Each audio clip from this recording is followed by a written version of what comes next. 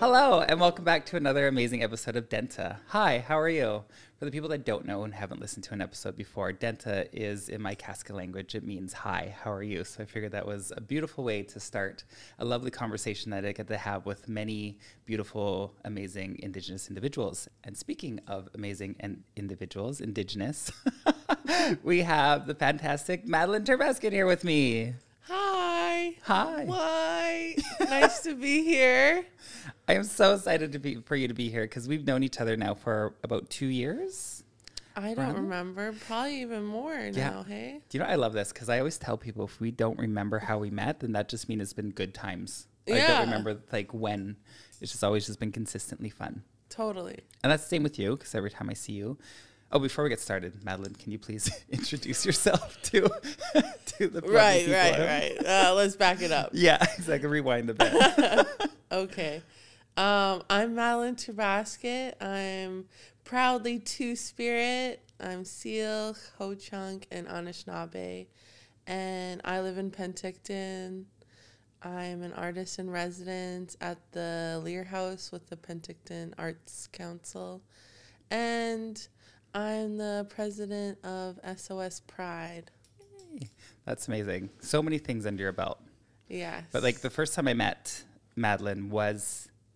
Actually, no, you were just at a small little... Actually, I remember now. It's all coming back to me now. I just remembered. You came to see Tintina Tundra at Dorothy's. Right. And then they came up to me and they're like, oh, this person does burlesque as well. And I was like, amazing. We should talk about this. And then it just snowballed from there. And then I found out they do drag king work as well. And then just blew my mind.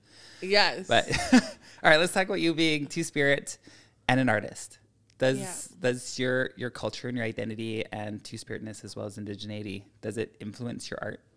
Yeah, I feel like I can't make art that isn't Two-Spirit because it's just who I am. I just, really love being Two-Spirit.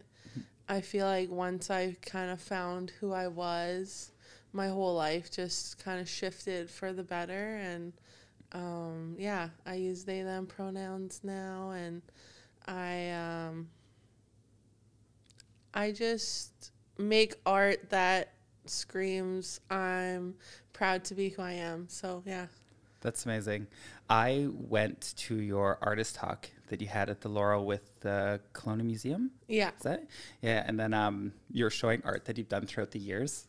And then was it in the high school that you did the rainbow? Oh, that was in at the Naukin Center. Yeah. And were you younger when you did that? Yeah, I was younger, a bit younger. Yeah, that's amazing to be able to express yourself at such a young age. What did you write on it? It said rainbow. Did it say proud or? It said the powers of the indigiqueer. That's right, indigiqueer. I remember sitting there with Jaylene Time being like, "This is kind of amazing." Amazing. So, you mentioned about once you found out or be able to identify as Two-Spirit, like everything shifted. I can relate to that in so many ways because I've also, for one, I've always knew I was queer, always knew I was Indigenous, but I never knew Two-Spirit until I went and talked to some other people, and then just hearing the term and hearing people explain it just like made sense. It resonated with me at like a very deep, intimate level. And then you were talking about your identity is focused around that, not focused around that. Just like you said, you love being Two-Spirit. Yeah. Can we talk about your joy of finding that identity? Yeah, it actually, I found out about our word for Two-Spirit from a workshop that I went to, and it was led by Huacho Alan Lindley, and I was just blown away that we had this word since time immemorial or whenever, to describe how I feel in my body. And so the word is stamia. Stamia? Yeah, and it means the doe who grew horns. That is so poetic. That is so pretty. Like that. See, us natives, we're just so in tune with life. I know. I'm like, how can you come up with a better word? Yeah, exactly. That's amazing. I love that. All right. So I want to not pivot, but Two-Spiritness, talking about how when you found out the word, it just meant a lot for you. Wasn't it kind of gratifying because we grew up in our lovely colonial world that said that queers are bad. And then once we find out that our culture has honored and respected us for so long, there's a moment of being like, we're right.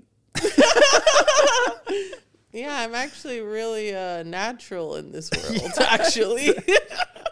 Like, there's space for me. Yeah, I can be who I am. Yeah. Yeah. Yeah, I did feel that. And I feel that every day. Mm-hmm. Yeah. Nice.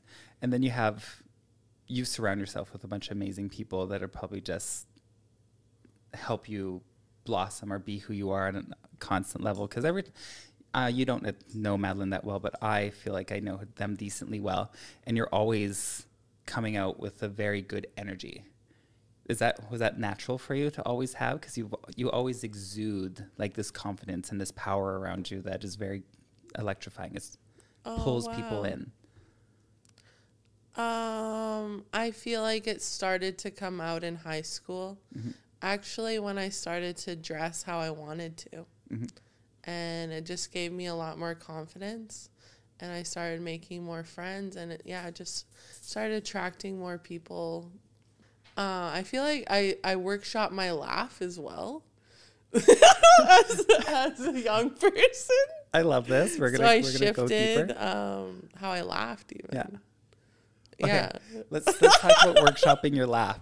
Like, did you when you're workshopping, because your laugh sounds very authentic, and I'm assuming that it is, or yes, it's just gotten to that point. So workshopping it, did you realize that you just wanted to portray a certain joy with your laugh?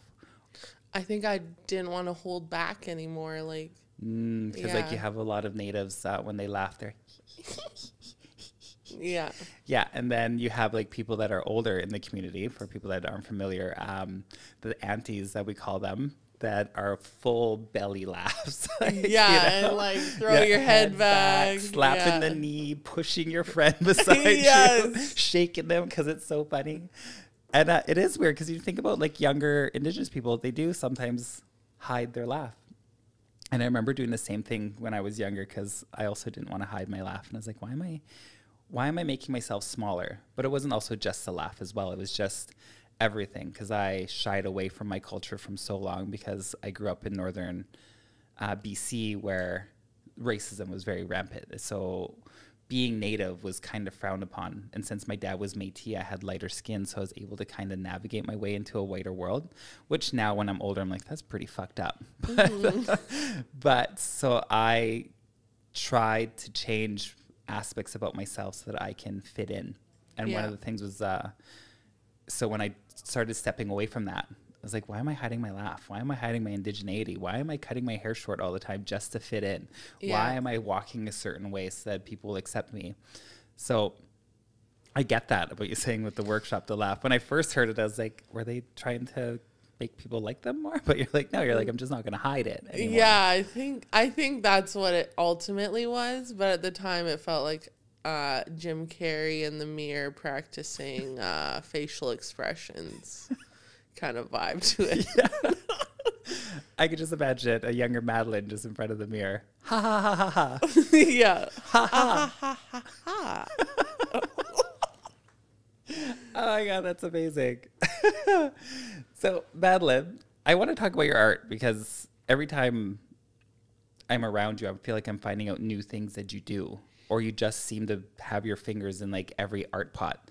Because like I never knew that.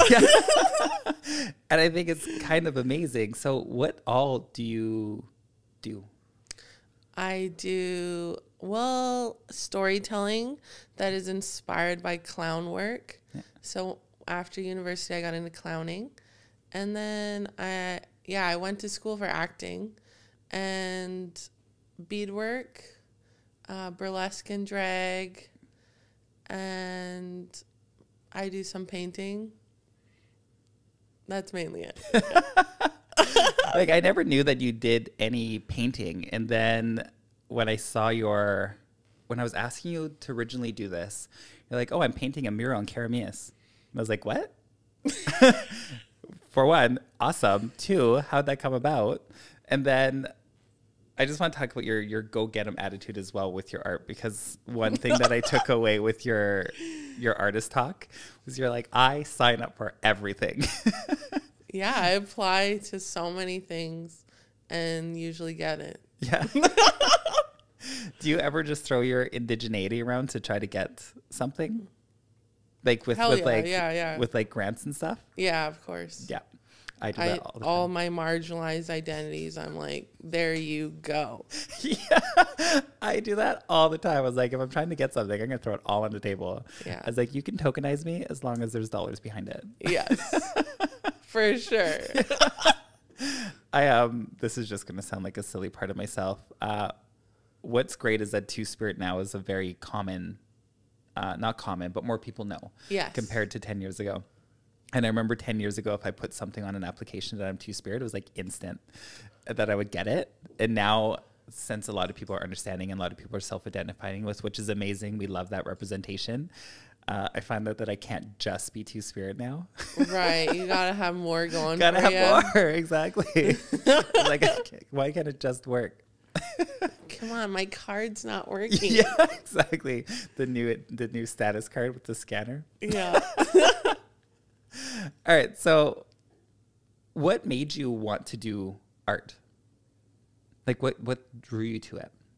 I know art's very cultural with a lot of us. So, what drew me to it, I think, is just having a tool to express myself in a way that like other people can get like a look into what the fuck I'm thinking about.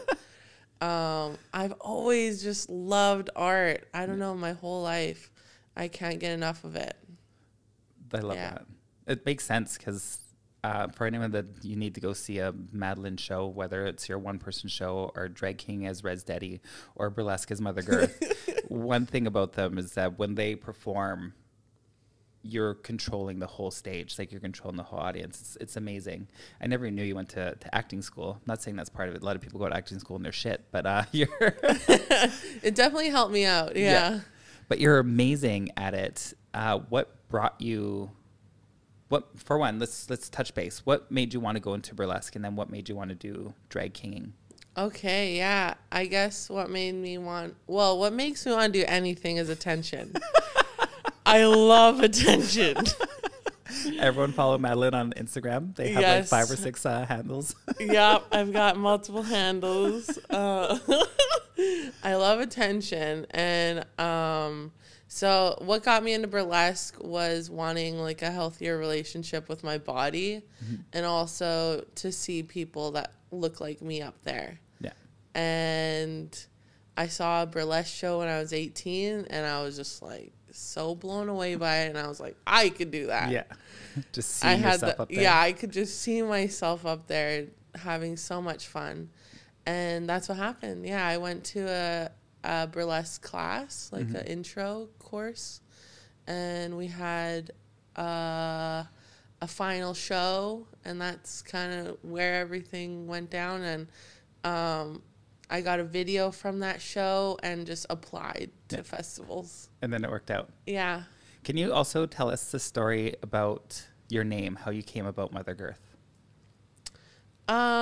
Yeah, I was wanting to have like a funny, or most burlesque names are punny, right? Yeah. So I was like wanting to have a punny name that was also Indigenous, and it took me a long time to find my name, actually, or like a while. I was the last one in my class, like really struggling. Okay, so you had it before you did your final showcase. Yeah. Okay. Right. Yeah, thank goodness. Yeah.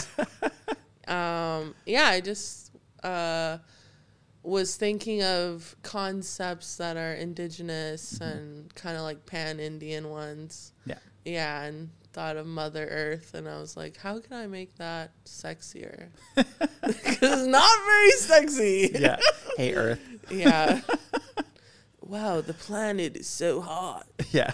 Literally. Yeah. Global warming. Global warming, yeah.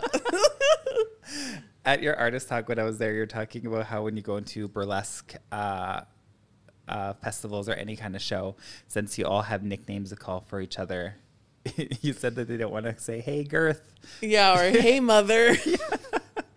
Yeah, so someone was just calling me MG. Yeah.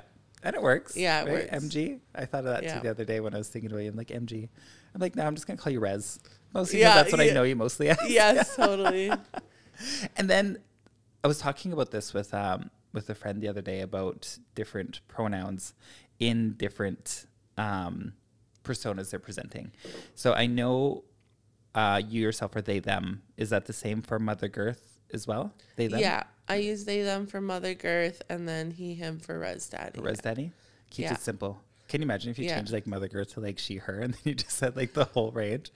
Oh my goodness. It's hard enough for people to Yeah. probably remember that you're a they, them. Can you imagine Yes. throwing that into the mix? Totally. But also when you Just think about screw Mother everyone Earth, up. Mother Earth is gender neutral anyways, right? We just throw the mother connotation in it because it's like rebirth essentially. But Yeah. yeah, Earth is everything. Yeah. Think about that. Mother Girth is Everything. everything. And, how about Rez Daddy, which also amazing name. If you ever seen any uncle on a reservation, that's Yeah, that's them who I'm personified. representing. Yeah. How did they come about? I dressed up as a res dude for Halloween 2019. It steps aside your comfort zone, right? Yeah, I was like, how can I just get away with using clothes I already have? And like maybe put on some eyebrows. I'm good. So yeah, I just love the feeling of being misgendered, but in a good way. Like, I don't know, it was so cool being like an incognito guy for the day. And I just felt like as a two-spirit person, I grew up being like super feminine. Mm-hmm. And then I haven't really had a place to explore my masculinity. So that's kind of what Res Daddy is for me. It's like a healing space. Oh, and also a way to make fun of Native men. all the worst attributes. Yes. That's amazing. I never knew that about Res Daddy. That has so much more meaning to it. That's amazing. But do you feel when you throw on the Res Daddy outfit, when you're looking for inspiration, do you just look around the res? Yeah, I just like look at my uncles and my dad. Has anyone ever said, like, come up to you afterwards and said that reminds you of my cousin or my brother? Or did you have someone be like, a Native man being like, that's not funny? That's literally me up there. Yeah. Yeah, I get told I look like just another Native dude. Yeah. Yeah, because I try to keep it simple up there, but Yeah, with the sweatpants and the oversized shirt. yeah, that I rip. Yeah, that you rip. Yeah. I don't know how many shirts I've ripped so far. Yeah. Yeah, because we did a few shows together, and every time there's another ripped shirt. I mean, it makes sense. It's very the crowd Very goes fun. wild. They go wild for a ripped shirt. Yeah. Do you ever feel, because you're now a pillar in the community here, people know who you are, you're on the SOS board, you've built yourself up to a certain level that people see and they want to emulate. Do you ever feel a pressure to act a certain way when you're out now because you're so well known? On dating apps, people know me now. Like, they know who I am. I hate it when they're like Ella, and I'm like, oh my God. You get it, too? Yeah. Okay, good. I'm like, I don't know. Yeah, then you're like, It's are you kind of trying odd. to sleep with me now because of my personas, or do you want to get to know me? Yeah, It's a fine really. line. Yeah. I don't know. Yeah, but like, back to my question, do you feel sorry. any pressure to act a certain way? No. Mm-hmm. I never want to feel that. And if I'm feeling pressure like that, I'm doing something wrong in life. Like, I know I need to shift. Yeah. You need to stay true to yourself at all times. Yeah, that's what I'm all about. Like, I don't like taking on work that I can't do, and like, yeah, I don't know. I get that, because also for the longest time myself, I'm not putting this on you, but I've struggled for a long time to find my cultural identity, my queer identity, because I grew up in a very homophobic / racist area in Yukon as well as Northern BC. That now that I have a very sound standing on myself, I'm like, why am I going to shift that to make someone else feel comfortable. Yeah. You know what I mean? I'm going to be proudly queer. I'm going to be proudly Indigenous. I'm going to be proudly Two-Spirit. And I'm going to be loud about it because I feel like I've earned it. But also we've all earned it just for navigating this world. Totally. And I also think that I don't even know where I was going with this. I was like, hopefully you know what you're going to say by the end of the sentence. But I didn't.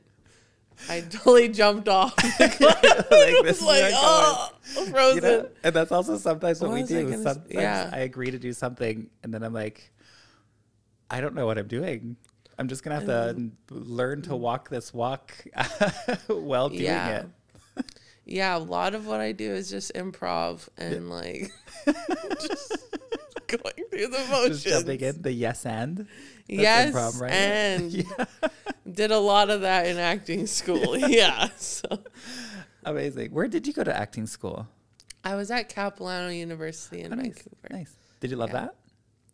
Yes and no. I was the only Indigenous person to make it into the second year. Yeah. So I felt pretty lonely in that sense.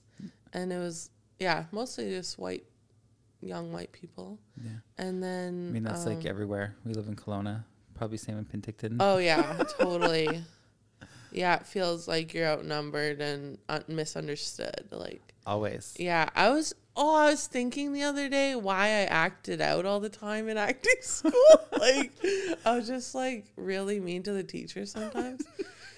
And I was like, I think that I was reacting to being gendered so much. Like, I was because you were just always the native girl in class kind of thing. Yeah, like I had to do a lot of things that girls do. Like, but you're like, there's resin inside in here. I need to get them out. Yeah, I need a lot of those. Exactly. Like, why can't you just like not knowing at the time I was non-binary and just being like, why do I have to do all these stupid girl things all the time? You're like, but I want to play the other roles as well, not just the one roles that they feel that they should do. Yeah. That's kind of like society as well. Shopping is like when people just assume that you need to fit a certain role. And you're a makeup wearer, I'm a makeup wearer. So that instantly puts us in the female realm, like instantly. And then people are just like, oh. And then when you try to challenge them, I think visually they have a disconnect. You're like, well, this is what I see, but this is what you're telling me. Like, okay, you need to shift like your way of thinking. Yeah. Absolutely. Especially like, I'm like, why do we assume so much about each other? Like, just get to know someone maybe. Yeah, literally, we make assumptions about everything. And I'll gladly sit down at the park after a heavy meal and eat some ice cream and judge the people walking by down at the beach. I feel like it's a fun pastime, but I'm not going to go up to someone and say these things. I probably shouldn't say them to begin with. Yeah, probably not. Yeah, exactly. I want to talk about your identity. Do you find it hard? Because I'm just throwing this out there. I don't know if it's true or not. Do you get misgendered often, and is that hard to navigate, like in the world? Oh yeah, I get misgendered a lot, and it's been happening a lot publicly lately. So I felt like I needed to make like a post on Facebook about how it makes me feel, because it makes me feel really terrible. Actually, like, just because. I understand mistakes, and that's fine, but when you don't even notice that you messed up. And they just try to gloss over it kind of thing? Yeah, and don't even question it, their mistake. And I just feel like I've been talking about my stupid pronouns for like, not that they're stupid. I just mean like, it feels so stupid that I have to talk about them still. It's been like 5 years. Yeah, because it's a small thing. In reality, it is a small thing, so people should be able to get it quite quickly. I understand this because I don't care about pronouns or gender, so people can call me whatever they want. It doesn't bother me, but I've learned to respect other people that had it, because I grew up my entire life purposely misgendering people because I thought it was funny. But also when I was younger, it was just she, he. Yeah. So it's easy to call like a masculine man she and watch him get upset. Like, that was just a lot of fun for me. And then I grew up fighting against pronouns, being like, it's dumb, genderized things are silly. And then I started and then non-binary people started becoming on the scene because it became more talked about. So people started learning more. So I was part of that learning crew.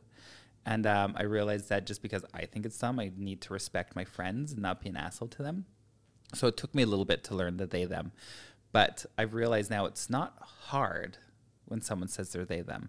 And I know I'm an asshole and I have called you a she a few times in the past, but I'm hoping I'm one of those people that corrected myself.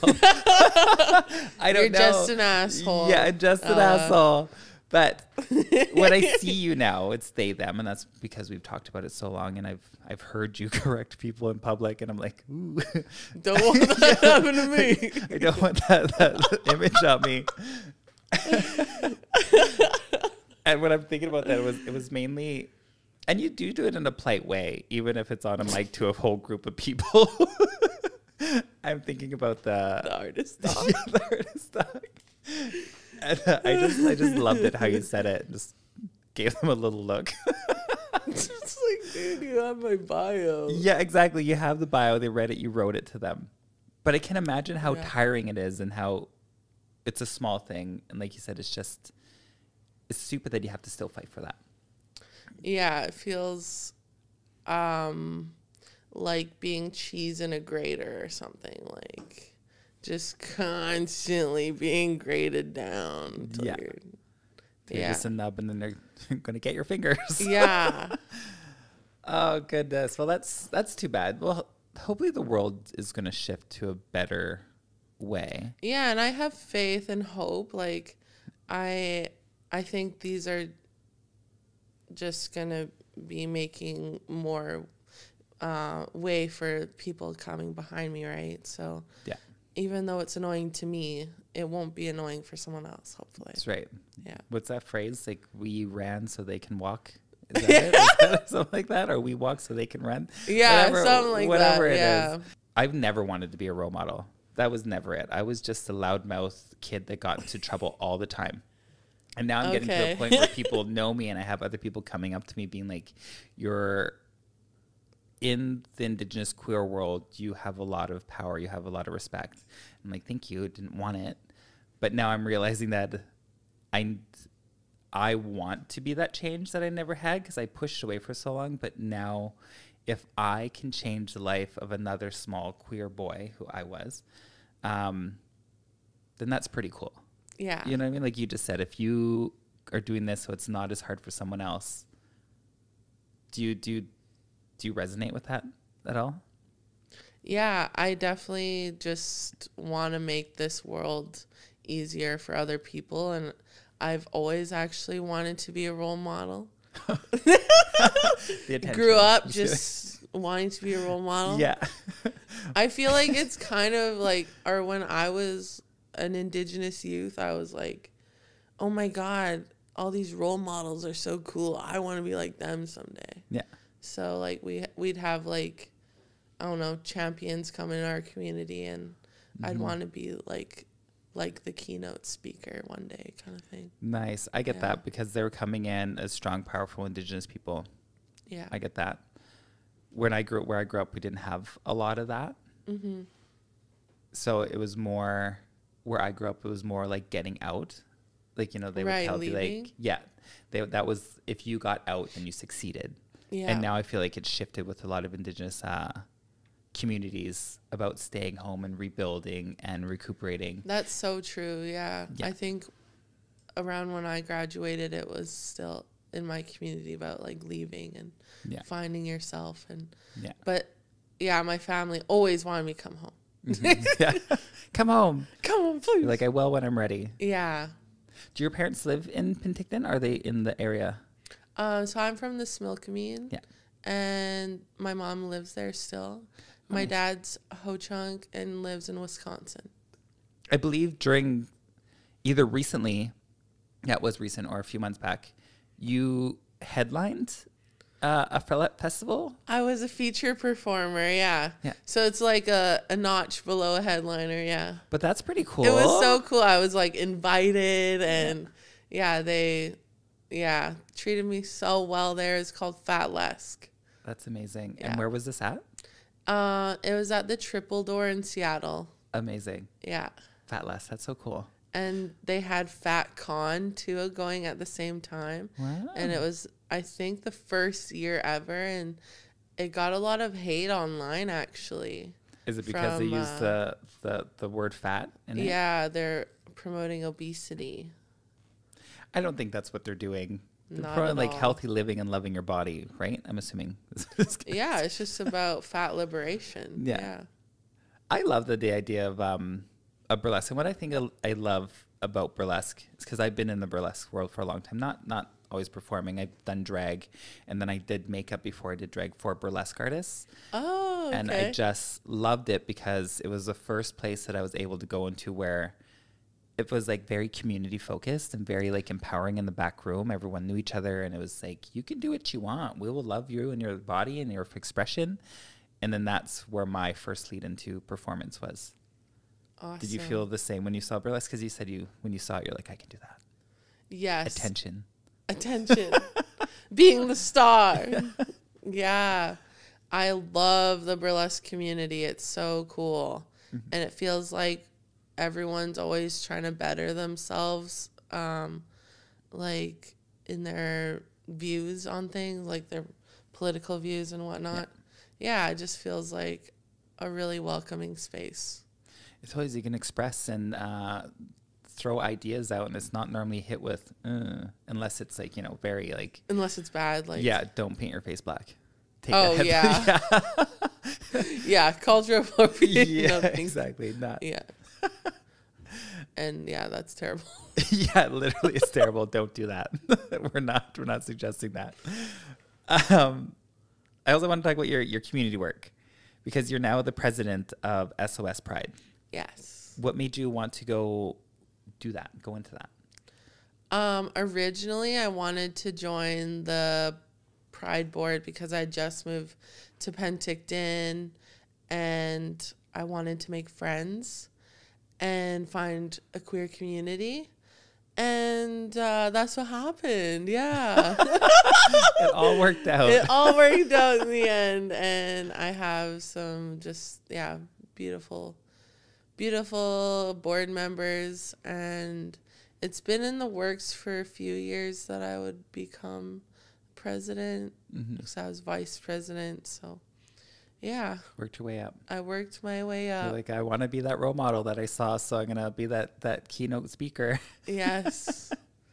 Yeah, so I'm the first Two-Spirit Are you? president. Yeah. Amazing. And hopefully it stays that way. Yeah. You'll be in your seat forever. Yes. Talking about how you wanted to meet queer friends, because you grew up in a smaller community as well. Yes.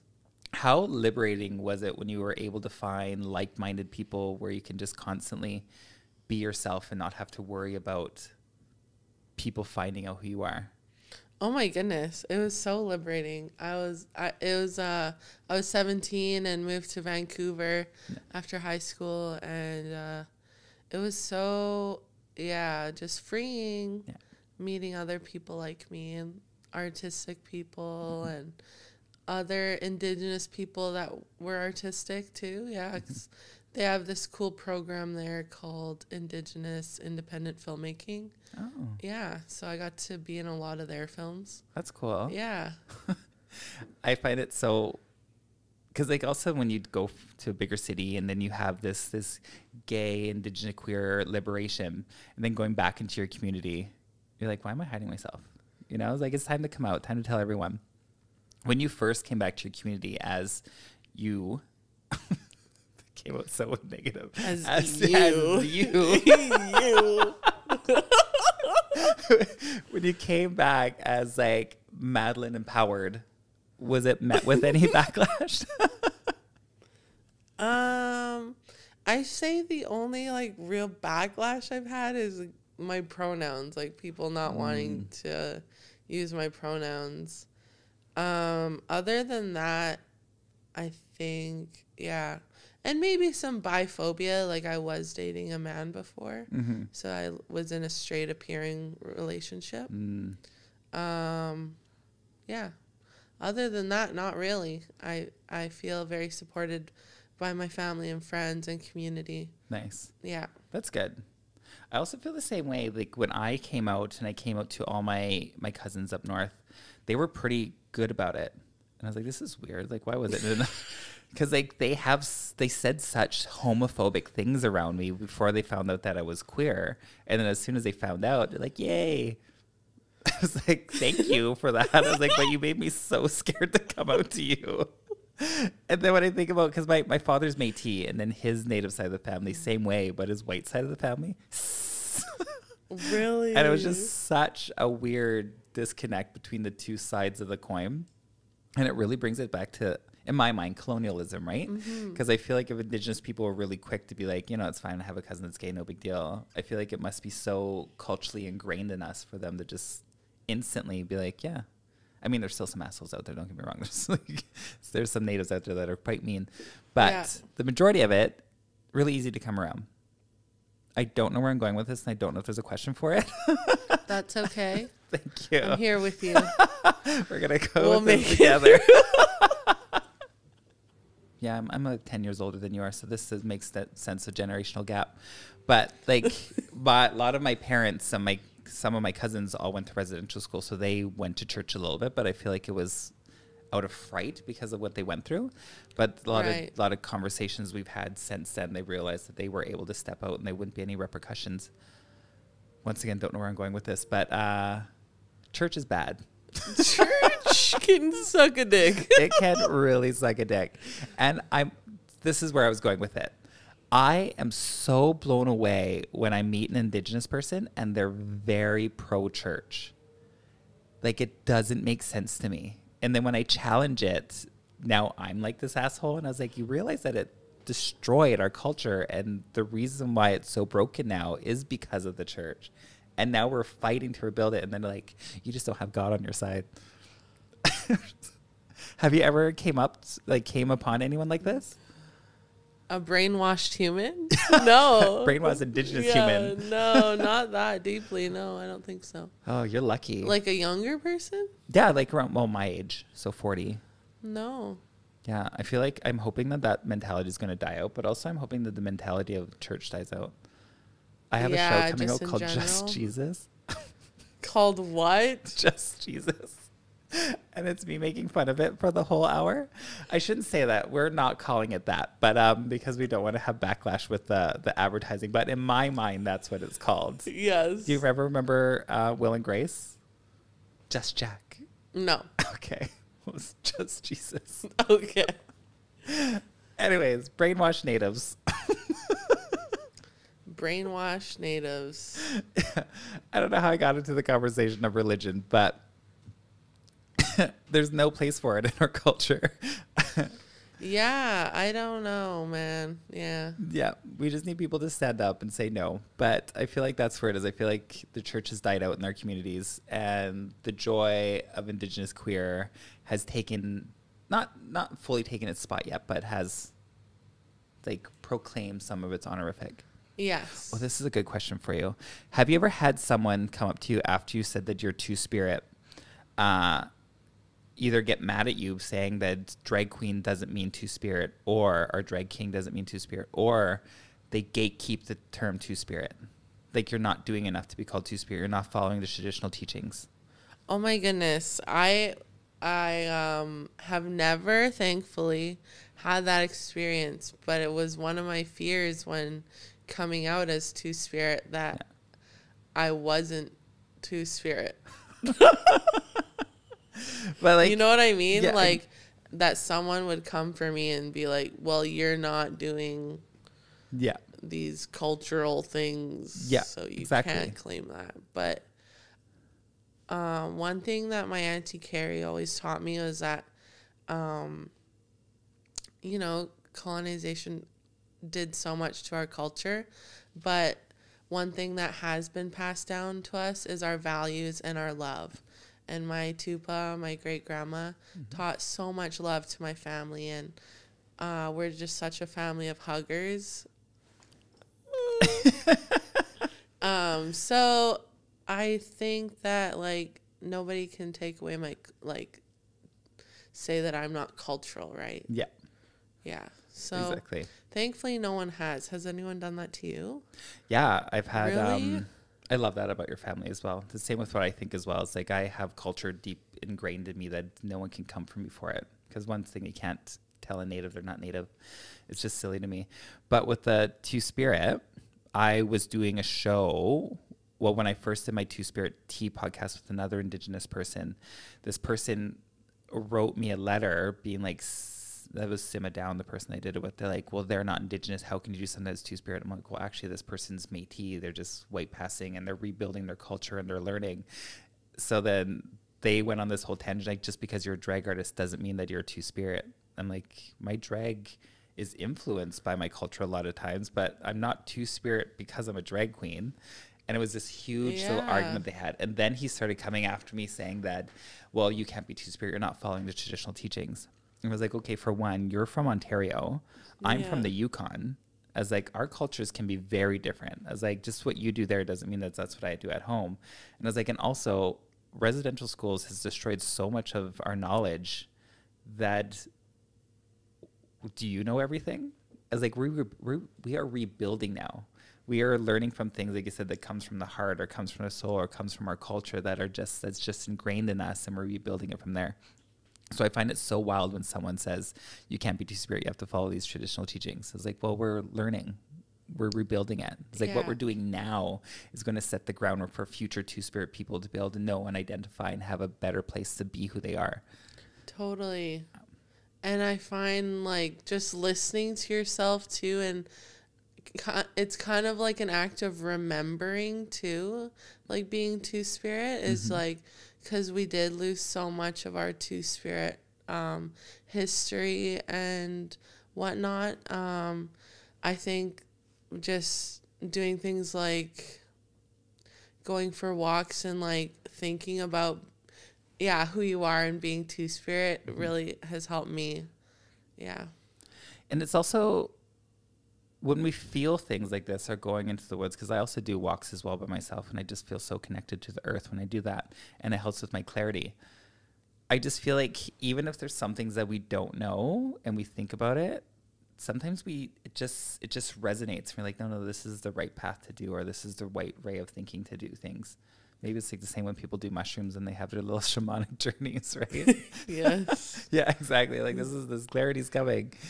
But with yourself, following your Two-Spirit identity, where you said everything just shifted with your identity once you found that, do you find that choices or even just being yourself in general has become easier?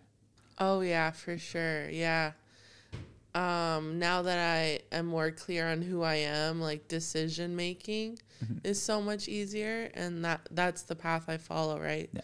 My choices. And before I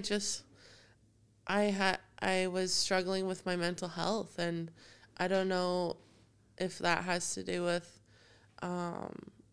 my gender and sexuality at all, but I kind of wonder if it did at some points, like was affected by that, like just having to hide who I was for so long and not feeling like I fit in this world. Or had a place. And that does affect your mental health. Like, for one, hiding for so long, having the scaredness of coming out and not feeling loved anymore, losing loved ones. There's so many fears that that cis people don't have to think about. Yes. And it's terrifying, and it does create, like, some people grow up to be guarded. Like myself, I'm a very guarded person. It's very hard for me to open up with some people because I always feel like it's going to be weaponized against me. Okay. Which is that's my own internal trauma, which I'm trying to work through, and I have been, but that could be something that may have happened with yourself, where you said, like, not having that clearer path is potentially from having all these struggles in the past. I don't know. I just pushed that on you. That's not what I meant. But, like, yeah. But I mean, like, all our past history shapes who we are today, and those struggles, even though a lot of them make us better, sometimes they create a wall that we have to navigate or try to get over. Yeah, that's true. Yeah. I'm like trying to think of a wall I've had to climb over, but I can't even think of one right now. You're standing on top of that wall the whole time. You're Yeah, I like, was just follow like, me. Yeah. I'm your role model. I'm your role model. I'm that such beacon. a healthy person. Yeah. I'm that beacon of hope that you Yes. need. She's going to have the Church of Res Daddy coming up soon. Oh my goodness. The cult, I should say. Yeah, But would the it be a cult cult? of if it's- Res Daddy. Yeah. Amazing. We're going to tie this all up now because we are finishing up the episode. But I had such an amazing time with you, Rez. I feel like every time that I chat with you, for one, it fills my soul. And two, I just learned so much about you. And I think you're such a fascinating, beautiful person. Oh, thank you. That I feel like the whole world needs to get to know you more. Would you like to say your social platforms? These people can get a hold or find who you are. Yes. My main Instagram is at mother.girth. And then Res Daddy's account is at res.daddy. And yeah, I think that's mainly where I post like my shows and stuff.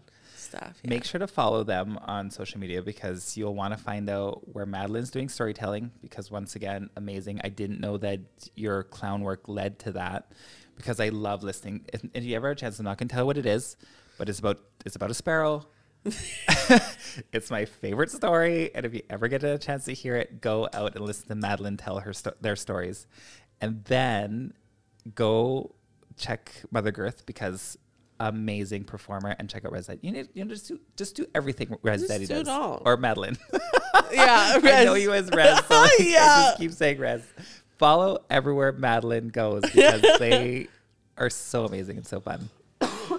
Excuse me. Thank you so much. All right, thank you so much for being here, Madeline. We are now done. Bye.